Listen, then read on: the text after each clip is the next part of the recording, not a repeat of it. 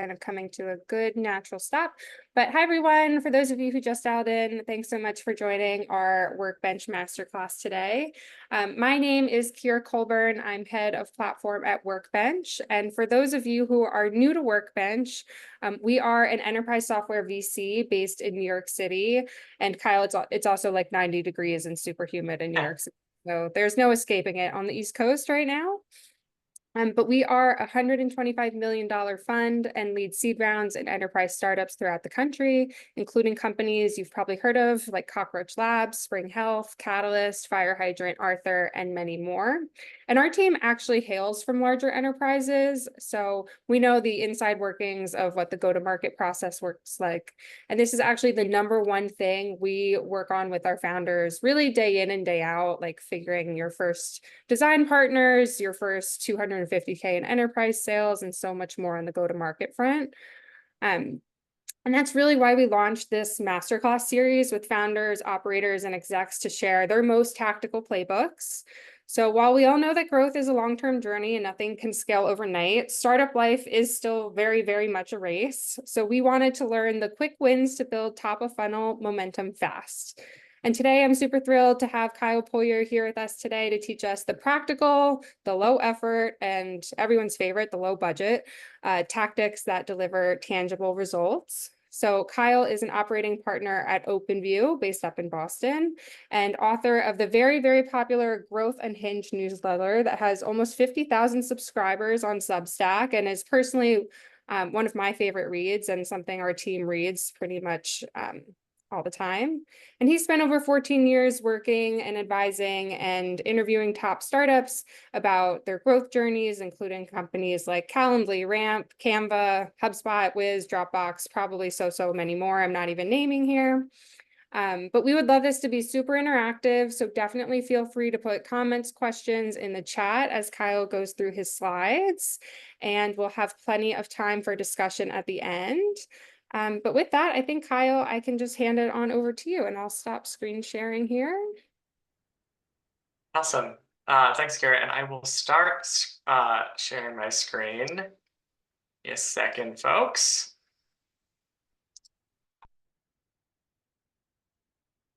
All right, how's this looking? Oh, good. Perfect. All right, well, so background around me before we really dive in. So I've been an operating partner at OpenView for the last 8+ years. Before that, I was in strategy and marketing consulting at a firm called Simon Kucher. And in that collective experience, the kind of common theme is working with companies around how do you get to their first million in ARR, and then how do you ideally build a repeatable go-to-market strategy to grow much faster afterwards. And a lot of the work is around, more strategy-oriented work, like how do we figure out who our ideal customer profile is, especially if we're relatively early in selling, right? How do we nail our value proposition and messaging, right? These things that are definitionally not quick wins. They often take a lot of refining and research to get right. But usually, while we're building the strategy, we still have to be executing, right, around the business. We have to be learning from customers, growing top of funnel, right, closing pipeline. And so trying to balance both of the strategy-oriented work as well as quick wins to build momentum quickly and kind of unlock the ability to spend time on strategy. That's where that magic happens if you can do both at the same time. So we're going to talk today about quick wins, and specifically quick wins to grow pipeline, and thinking about it relatively pragmatically from the experience of an early-ish stage company. And so this was inspired by a post that I worked on with Lenny Rachitsky for his newsletter. We profiled 25 operators on their favorite quick wins to build momentum. So the first one that I'll speak to, and by the way, I would love to keep this conversational, so drop questions or comments in the chat. Kira's going to help moderate because my screen is busy with the screen sharing, but definitely want this to be interactive. Otherwise, this is going to be super boring for everyone involved. So first piece is around content strategy. Now, I've been seeing a number of posts around the death of content strategy, and you can't rely on Google anymore with trends in Gen AI. Jason Lemkin from SaaStr even wrote a piece around how much harder it is to stand out with content strategy. But I would argue content is a core part of the marketing equation. And really the fundamental building block of a lot of your marketing efforts is really strong content. But you need to be thinking differently about content from maybe what the playbook was a few years ago. Instead of this idea of you're going to write a blog post and then publish it, right? And maybe blast it out to people or put it on LinkedIn and then hope people discover it through, search optimizations or other tactics. That model is increasingly broken. And what I find is much more interesting is trying to turn your content strategy into a flywheel. And so my personal flywheel is that, sitting where I do, working with 30 active software companies, folks are asking me questions about SaaS growth all the time. I'm running into, what are the challenges, what's top of mind, and often find myself writing emails back or hopping on calls and actually sharing a lot of the same advice. And so I'll go do some research, put together some thoughts, and then, initially for a number of years in my role, I kind of left it at that and would kind of dig back through my email to figure out what I said when the question came up again. But I started realizing, hey, I could actually take the insights, open source them, and push those out on LinkedIn. If the content performs really well, people are interested, you get a ton of engagement, comments, people really pressure testing the thinking. And so that helps me find a community of actually people I could interview to go deeper and learn from. And I take that kind of kernel of an idea and I really build it out into a newsletter piece, which I put out on my Substack called Growth Unhinged. I started that about 3 years ago with no subscribers, right? And initially was very slow going. Getting that off the ground. I take those perspectives, I share those back on LinkedIn, right? Every post often generates multiple social posts. And then that becomes more and more of this sort of flywheel that portfolio companies see what I've written. They start to ask me questions about the content, or they start using the content itself to run their business without even asking me. And so you can see where this gets stronger and stronger over time. And you're not kind of constantly thinking about a topic for a blog post in isolation. You're building with the community, and you're iterating constantly so that each release is actually relatively lightweight and you get a ton of mileage out of a specific idea. And you're also only spending time on things that are going to perform well because you're getting that feedback along the way. So I found this is an incredible flywheel that has allowed me to scale Growth Unhinged extremely quickly while also scaling my social media presence quickly. And then along the way, that's allowed me to attract really high profile guests who want to contribute their own ideas. Today, I featured the COO of ClickUp, which is, Cloud 100 company, and featured them because the COO was reading my content and it really resonated with him and he wanted to share his perspective out there, right? So that's the kind of thing that you can start to build as this kind of magnet. But you have to think in terms of, instead of SEO focus, think in terms of original insights, adapting the format to how you're going to share that content, very shareable perspectives that kind of can resonate on social media, and community driven work. And as part of that, LinkedIn is just such a compelling channel right now. It feels very hacked to even talk about LinkedIn, right? Because it's almost so obvious. But if you're selling to a B2B audience, your audience is on LinkedIn in some capacity. And what I found is that your personal brand or the brand of individuals at your company will really resonate a lot better than a company brand post, right? No one engages with like the company brand LinkedIn anymore, but they engage with the founders or the executives or other leaders. And so often people need to get more comfortable putting themselves out there and mastering the art of storytelling, right? Sharing the perspectives that are in their head in a way that's going to resonate with people. And one kind of bonus that I would flag that is a like literal quick win is that as you're doing this and you see what resonates, LinkedIn now allows you to amplify those posts. And these are called thought leader ads, where you can take, you can even see Canva doing this with their co-founder and chief product officer, writing about their visual economy report, and then Canva's ad isn't some random ad about the visual economy report. It's amplifying the co-founders personal LinkedIn post about it. These thought leader ads I found right now are one of the highest ROI ads that you can buy. And they really resonate from an engagement standpoint because they feel so native, and they're oriented around the people of your brand rather than the brand itself. Other insights I've learned just of growing my presence, I'm not someone that's like obsessed with followers, but have built a pretty sizable community pretty quickly on LinkedIn.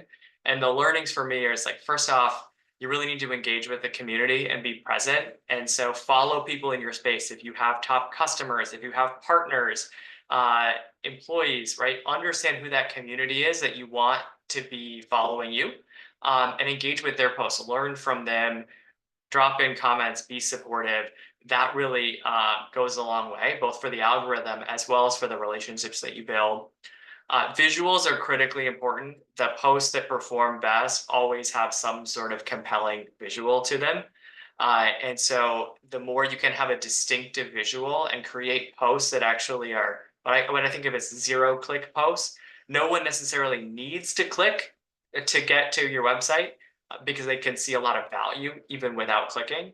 But then that's so compelling that they want to click and they want to learn more. That's kind of the best of performing great on LinkedIn, but also using LinkedIn as a channel to drive higher intent activities. I'll pause. I see some comments coming in. Kira, I've just seen that there are comments coming in. Anything that we should talk through here? Is it still worth people posting on their company LinkedIn? A lot of the people here are probably like in pretty small companies where they're pretty bandwidth strapped. So is it still worth it to put on their company LinkedIn over their personal LinkedIn? I think very minimally. What I find for the company is that that's a place that, maybe potential employees are going to go. Potential customers might want to like check it out to see if you're legit, right? And so if you have fundraising announcements, right, writing a post from the company page about a fundraising announcement makes a lot of sense. If you have new employees, maybe welcoming them through that company page, or kind of big product announcements, amplifying by using the company page to repost maybe a founder post.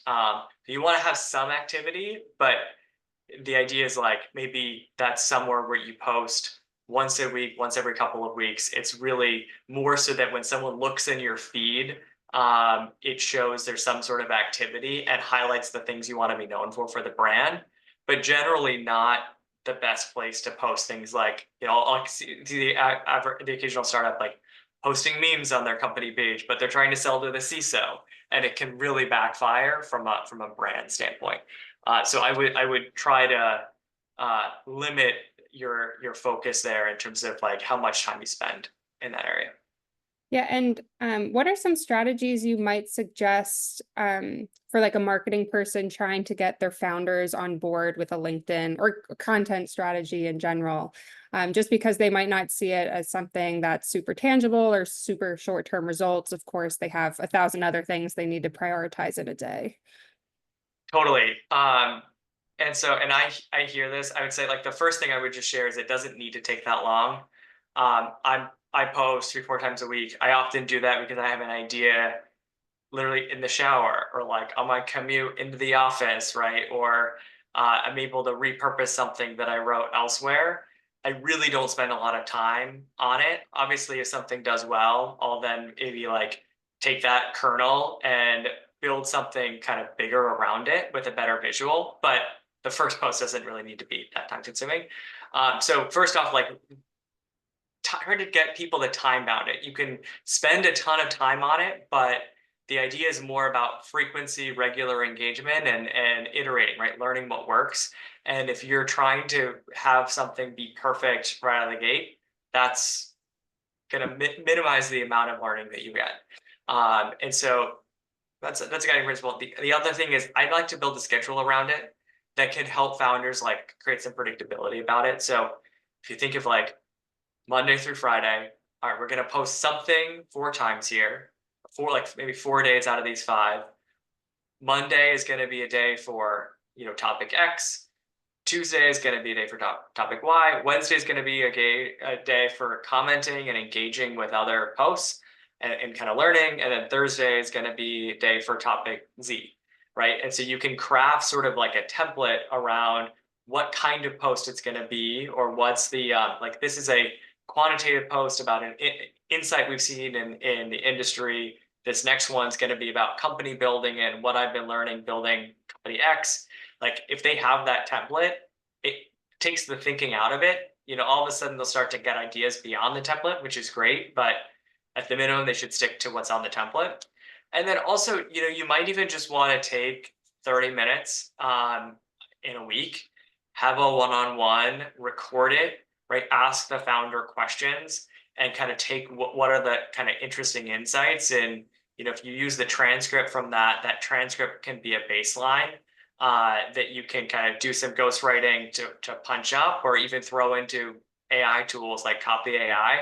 And that can be a pretty okay starting point because it's in the founder's voice, it takes their insight, and it doesn't have to take a ton of time. Cool. I think some of these other questions you'll get to in the rest of your slides. So let's hold on questions for a little bit for now. So you can keep going. Cool. Sounds good. All right. So related to LinkedIn is YouTube, and this isn't talked about quite as much, but YouTube is honestly the biggest both social media site and video site. We talk a lot about TikTok and other sites, but YouTube is still kind of where the attention is. And what I found is that YouTube is particularly compelling right now for a few reasons. One is new software products, and especially new AI products, are often things that are visually very interesting, right? When you see an AI demo, you're often drawn to that, and we see that get reshared and posted elsewhere because there's really something there. There's also this sort of cottage industry of people on YouTube that really like to make how-to videos, right? That are micro influencers within really specific spaces that walk through step by step how to do X or how Y works. And you can tap into those people as really powerful brand ambassadors. So you can think of them as influencers, but really they're great educators for your target market, both to drive awareness as well as to drive activation and usage of your product. And so we actually have a portfolio company called VoiceFlow in the AI agent creation space. VoiceFlow has an enterprise sales motion where they sell the Fortune 500s. That's where a lot of the revenue comes from. But they also have a self-service PLG motion that has been growing much faster. And initially, the activation rate on their PLG motion, where folks sign up and then actually see value, there was super high drop off in that journey. And they found that the product was a little bit complicated, right? It was a new category of product. People didn't know how to use it. It took some time to really invest in as an enterprise grade product.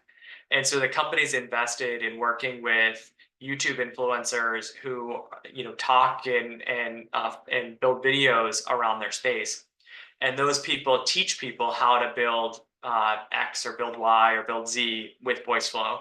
And that's amazing for getting access to these audiences.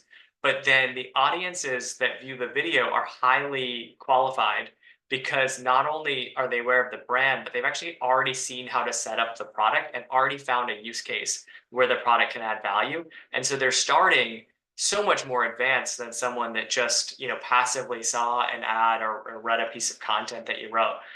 They're far more qualified. And so what I found is YouTube is amazing for killing those two birds with one stone, right? It helps add value for people that are already trying to use your product, as well as attracts new ones. And the occasional video can really go viral given the way the YouTube algorithm works and give you a ton of exposure to a lot more people than you'd expect, as well as exposure that's not just like flash in the pan, like TikTok, where the engagement happens within the first 24, 48 hours. On YouTube, that engagement is often long tail engagement, given how it works. So don't just use YouTube as a place where kind of you store videos. Think about it as a really strategic channel. And especially if you're in an earlier market where people are still learning, it's a great place where you can dominate now and then have this asset that's kind of like, SEO optimization. Like it's an asset that will stay a competitive advantage over a period of time. All right, I'll keep going. On this theme of content, and we're going to move away from content, but this is one of the last ones here. So while there, from a long-term perspective, SEO will maybe get less relevant as people turn to AI tools, or as there's sort of generative AI embedded in search that's summarizing information. But often what that's doing is it's probably meaning that like super top of funnel content, where you're not adding a ton of value, like very basic stuff, that's the most likely to get commoditized and turned into AI generated content. But where there's more interesting is more interesting like defensibility going forward is mid funnel content, where you take people who are maybe aware of the problem that you solve or aware of the space, but are doing deeper education around making a business case of what they buy, or understanding the competitive landscape, or something else kind of that's deeper in that buying journey. So the mid funnel, I think, is still very attractive around content efforts, and search is still a really attractive way to get new visitors to your site who are qualified based on the intent that they have. That's why they turn to search in the first place. And what I found personally is that I have a bias towards like focusing on new content, right? That what are the new insights I can share? What's the new expert I can interview and turn into content? And I personally found that I under optimized past content for SEO purposes. And so what I've done recently is I went back through pieces from 12, 18, 24, or maybe more months ago, and found that there were a number of them that were still getting traffic from search, but are maybe ranked third or fourth or fifth for a given search term. And if you go back to those posts, you can make small updates, right? Refresh some of the links, add a paragraph or two, add another visual, embed a video. And if when you do that, search sees the post as being more recently updated and more valuable for your audience. And so even small changes around kind of reposting and re-releasing something, it might only need to take 30, 45 minutes per post. That can end up really paying off in terms of generating more traffic to your site and helping your domain ranking. And so it's something that as you are building that new content library, if you do have posts from 12, 18, 24 months ago, make sure that's on your roadmap for this quarter too, because that's probably going to be one of the quickest things you can do now that will actually have a result. And by the way, so my newsletter is hosted in Substack, which is notoriously kind of not SEO optimized. And so over the last last 2 years, only 2 to 5% of my subscribers would actually come from search. Most would come from other mechanisms.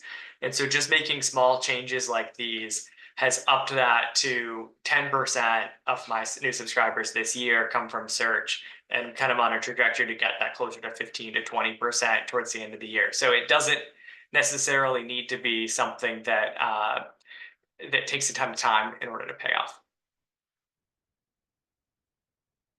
All right.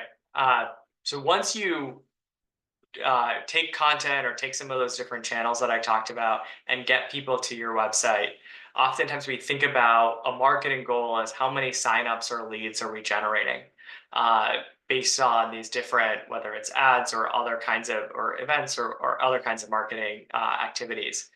And I think in the early stages, that's like a very tactical metric that you can focus on. Marketing can be very oriented towards it. But I found on both kind of product-led companies as well as more kind of enterprise sales-led companies that it very quickly becomes a super bad metric that creates a lot of misalignment internally, where marketing is attracting a lot of signups to hit their goal that are a bad fit that sales never calls on, and it creates a lot of kind of lack of trust between sales and marketing. You also find in a product-led growth company, marketing is attracting a lot of people who sign up for the free trial or freemium product, but have no intention of converting because they weren't the target customer in the first place. And so there's, one approach would be to have some sort of like marketing qualification or marketing scoring, right, to get to MQLs. And this is usually just removing the super bad fit signups, right? Folks that are in a geo that you can't even sell to, in solopreneur businesses, people who give you Gmail or free mail domains, right? A lot of times that MQL qualification is more like cleaning up the junk. But what I like to do is try to find a leading indicator that's past signups or leads, but that is earlier than conversion or like actual kind of revenue. And so what can you find that's in between those two that's highly predictive of the future value and kind of correlation with revenue? In a product-led growth company, that's often activated signups. So signups who have taken meaningful action within your product within the first, let's call it 3 days of signing up. And you often find only 20% of new signups activate within that time period, but folks who activate are 5 or 10 times more likely to buy. And so if you start to frame from signups or leads to something like an activated signups, as a PLG company, you're only waiting a few days to get way better signal about a channel and whether it's productive for you, rather than waiting all the way to conversion or revenue. On the sales-led side, there's other approaches where you can think about like stage 2 ops or demo meetings, not just booked, but completed, and that meet kind of basic discovery criteria. I look for that metric that corresponds really strongly with potential revenue and LTV of your customers, and reorient if possible to that as your marketing KPI. All right. Also related to this kind of idea of taking that traffic that's coming to your site and maximizing the impact of that audience, the next thing that I'd flag is interactive demos. And so what these are, you've probably seen them on different websites.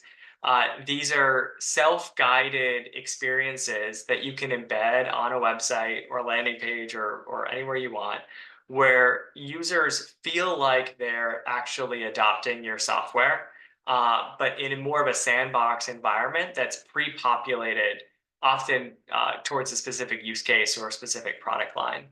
And what I found is that these are becoming super widely adopted and almost like a hygiene factor for software businesses, whether companies see themselves as kind of being PLG oriented or just see themselves as more traditional enterprise companies.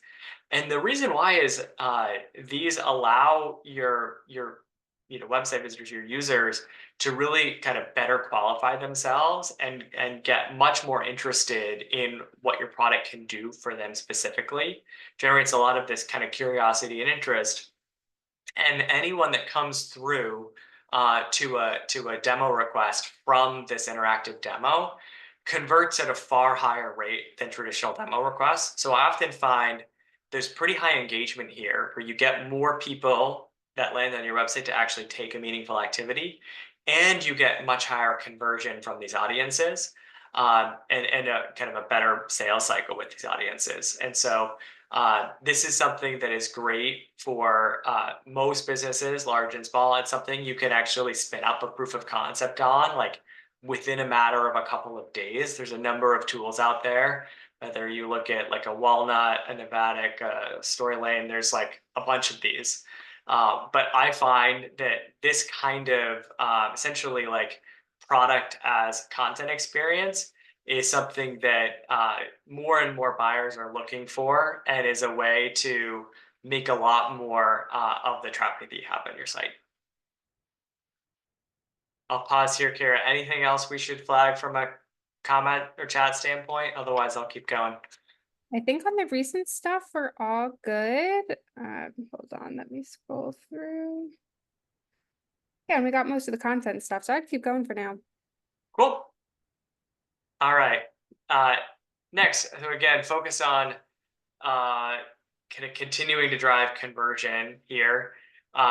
One idea that I find comes up is, or one observation that I find comes up is that many folks are struggling with outbound right now. Outbound, especially email, but also cold calling, is very saturated, right? Buyers aren't responding in the way they used to. There's often a shift towards like quantity through whether it's tools like a sales loft or an outreach or AI, SDRs, right? Where there's more and more quantity of outbound and less of a response rate. And so you start to think about like, how do you cut through the noise and get it so that your best target buyers will actually respond and be interested in a sales conversation?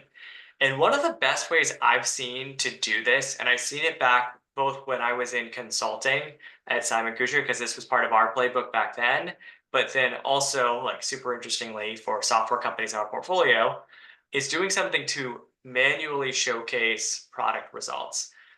The example I have on the right actually comes from the head of growth marketing at Wiz. It's an example he flagged where there was this company he's working with that takes uh, takes basically podcast episodes and they turn them into different clips that can be used for LinkedIn and YouTube and elsewhere. And so most of these clips like are very time consuming. They're hard for customers to build themselves.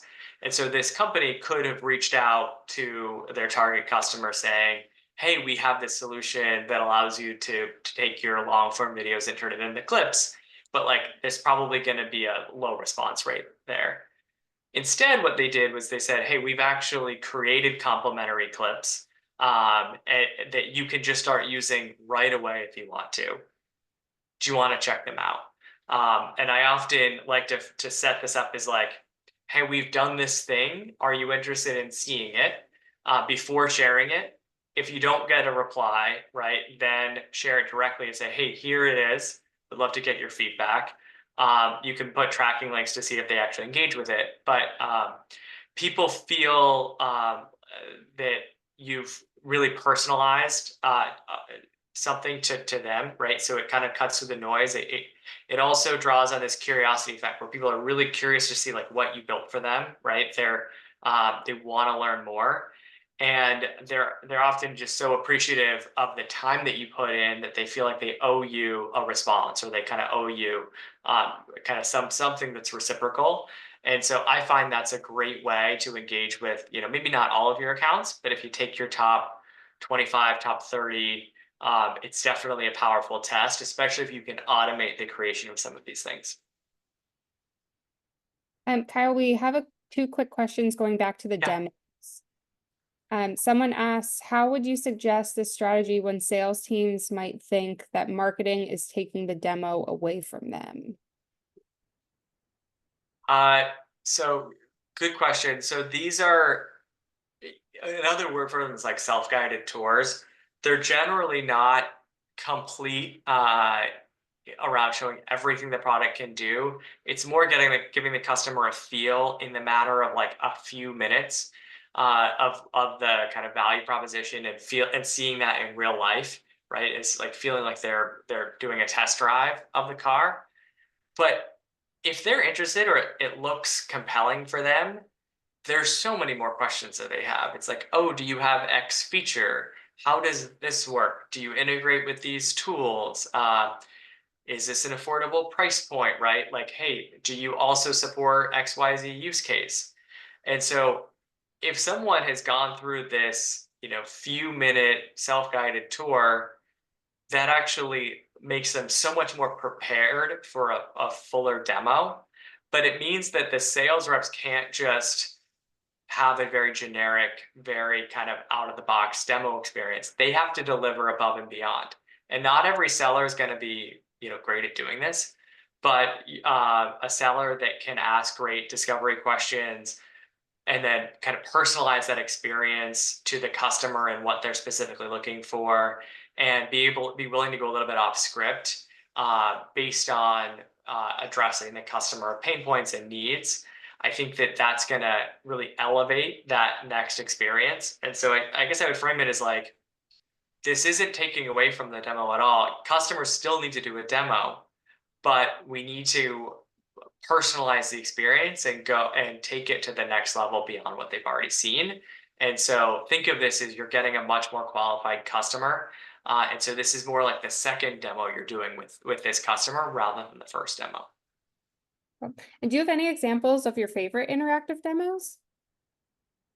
So I have a ton that I like. One that's I'm a fan of is through a company called Pleo. That's Pleo. You can look at, I wrote a piece with I interviewed their VP of growth, and he actually told me that the interactive demos on their site 10x'd their conversion from what the website, and so they built out like 1 million of these.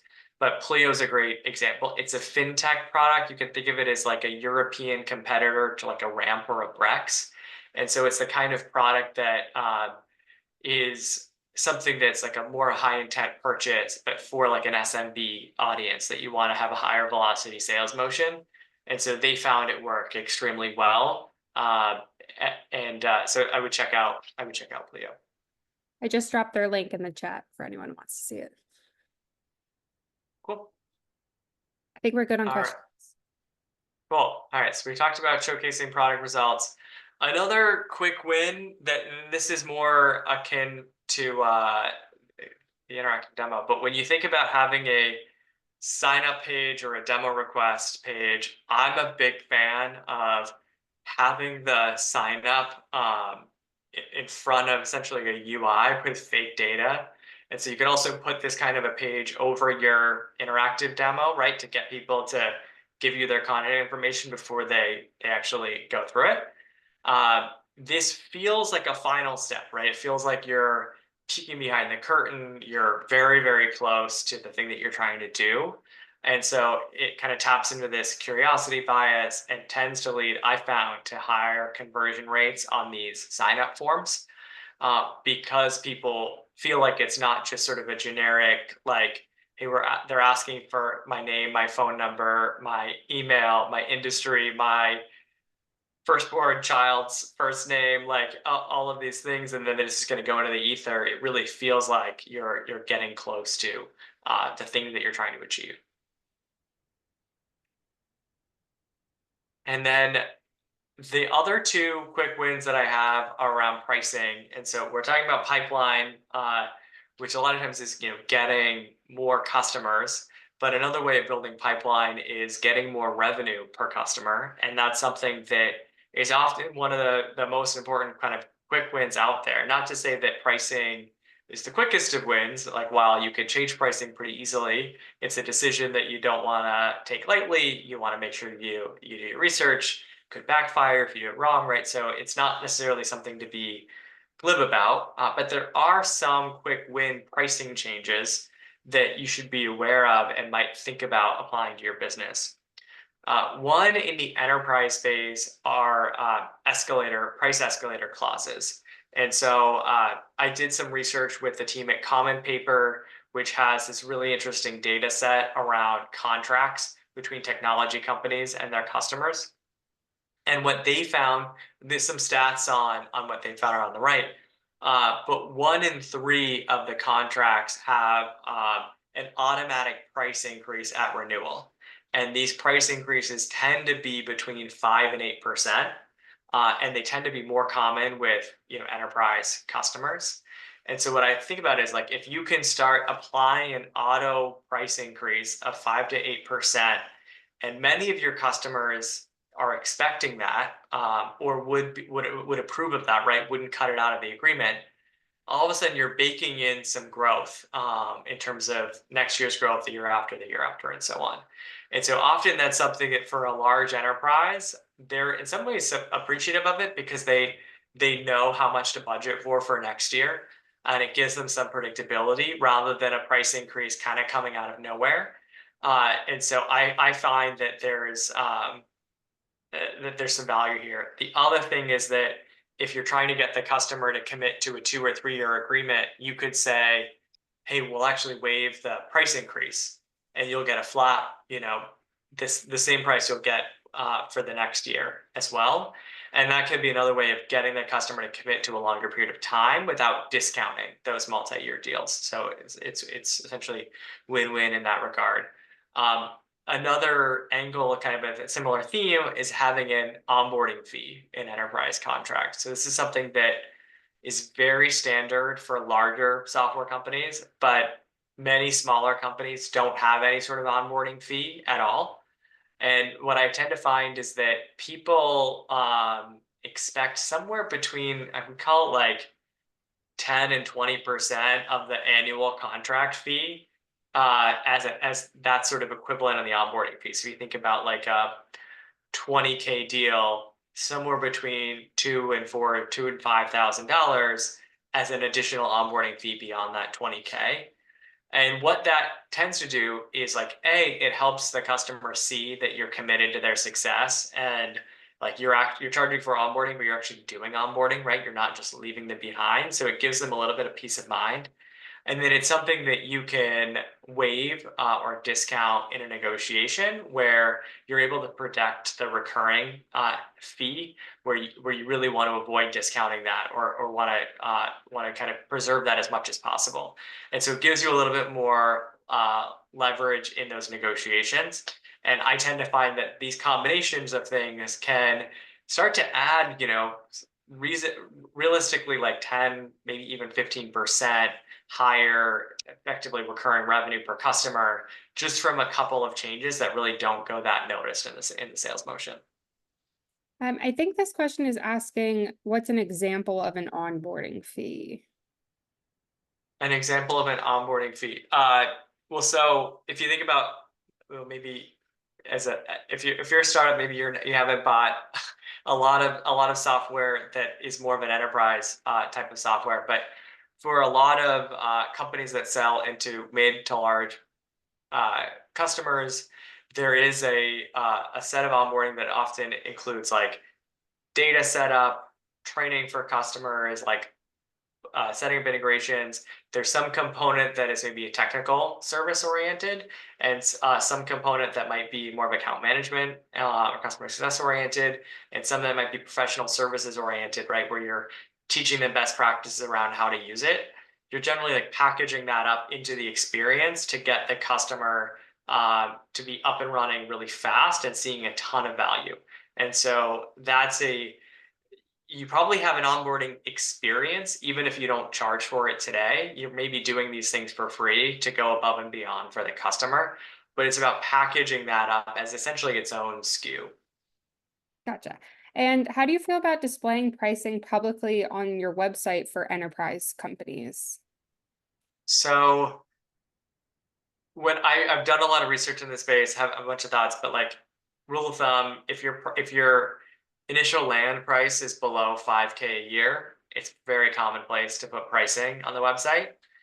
It raises some red flags if you don't have it. If your deal size is between 5 and call it 15K, it's more of a gray area.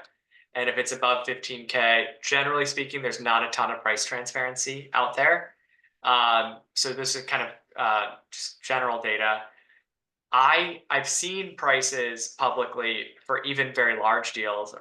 Vendor, for instance, in the procurement space, publishes pricing, like Price Intelligently, the pricing consulting firm used to publish pricing. I tend to find that it's often useful if one of the ways that you're winning is because of price, whether you have a disruptive pricing model that's better for the customer, or you're just much less expensive than what people have as their frame of reference. That's something that you essentially want to market around because it's a really strong value proposition for you. And so transparency works in your favor. But then the kind of caveats I have are if you're an early stage company that might want to change pricing in the future, or hasn't totally nailed pricing, or still trying to kind of work through pricing on a customer by customer example and it's not super consistent. Once you put pricing on the website, like it's out there, right? People might start writing about it on different forums. It's kind of archived in the Internet Archive. Your customers are going to see it. If they're paying more than that price point, they might, reach out to you thinking they don't have the right deal.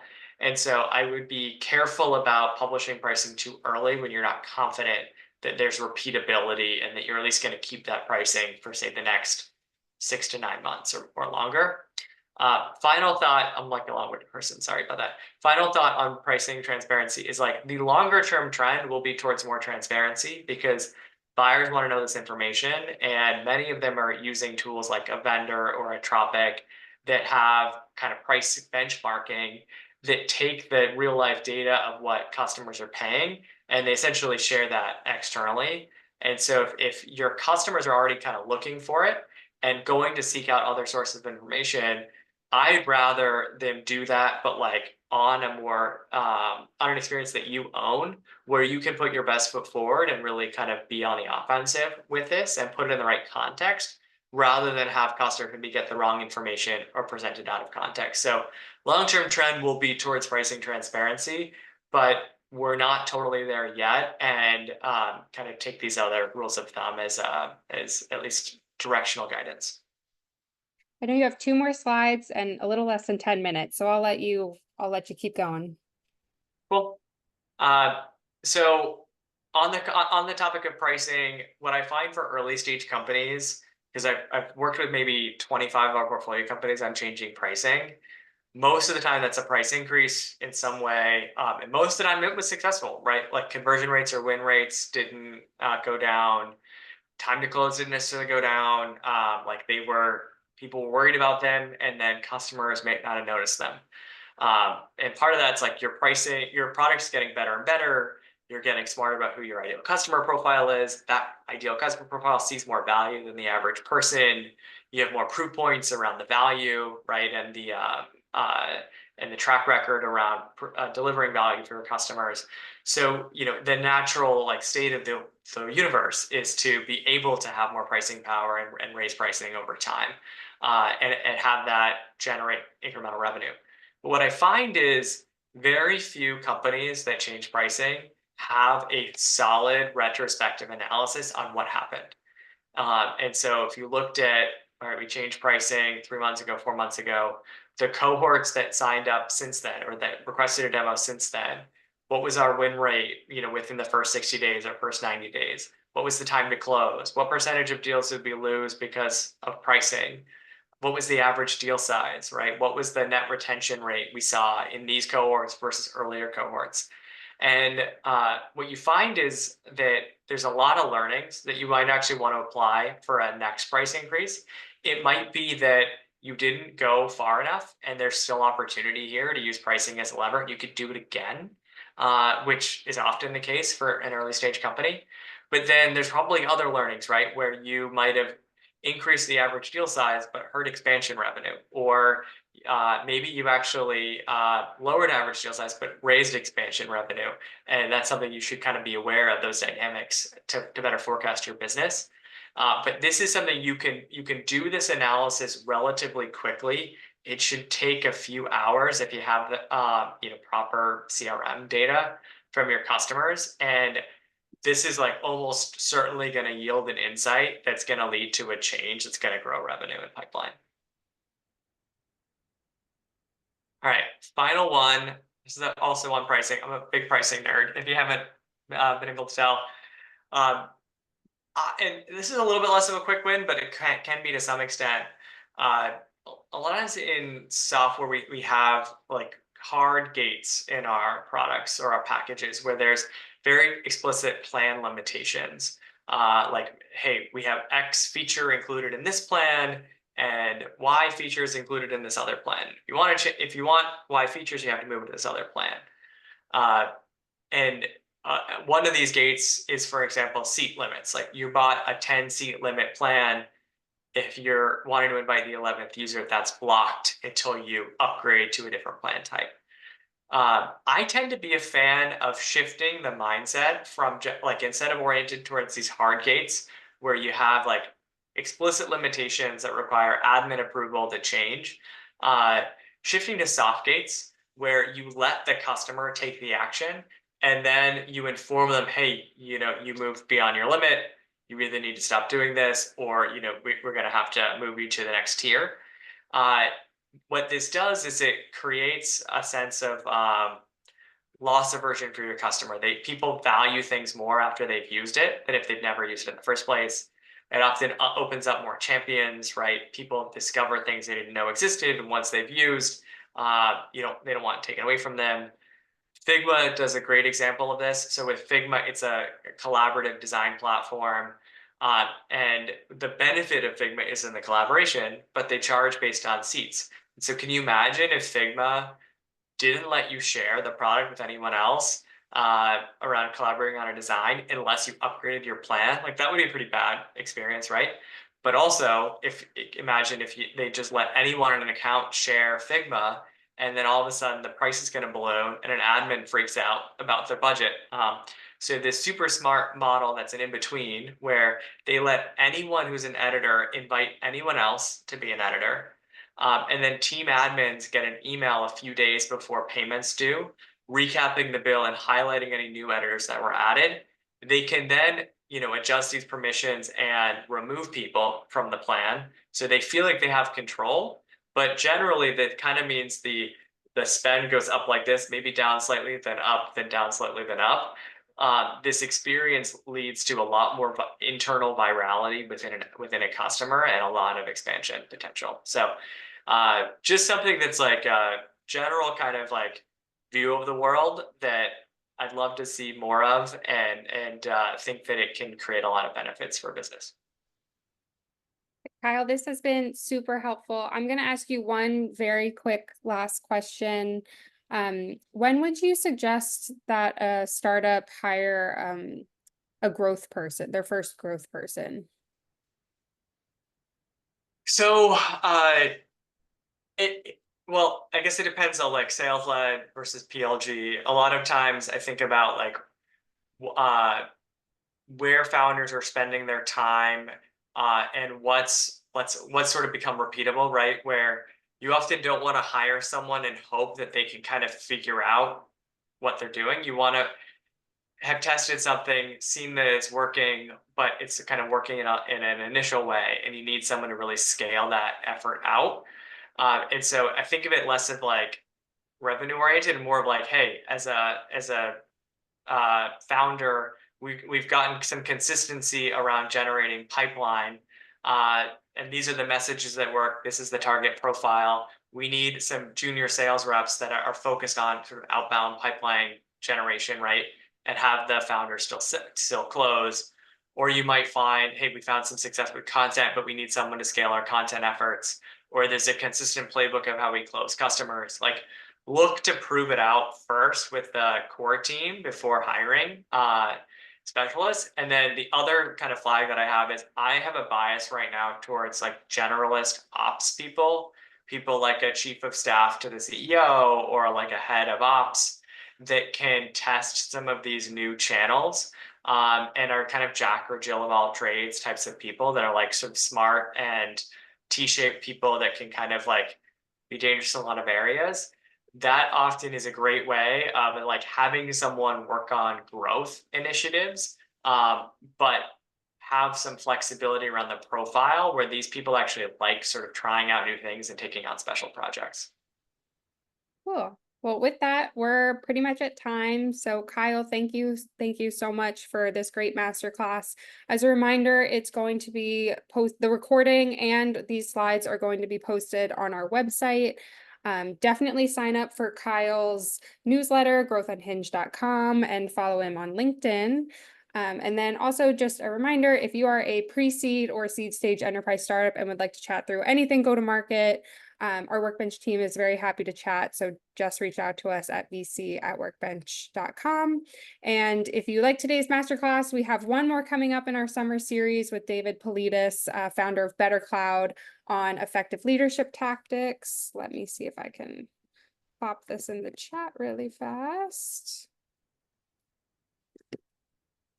There's a link to sign up for that. And with that, thank you so much, Kyle, and hope to see everyone next time. Thanks, everyone.